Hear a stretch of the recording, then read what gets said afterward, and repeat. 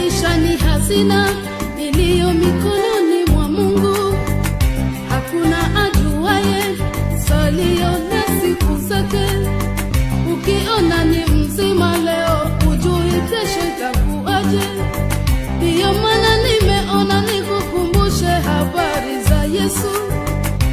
Yeye akikupenda wala hatoi kasoro. Ukimpokea leo, anabadili historia yako. Atakuchukua hivyo ulivyo, wakufanya kiumbe kipya. Hata kama unalia leo, jua kesho utacheka. Huyu mwanaume Yesu ni wa ajabu wala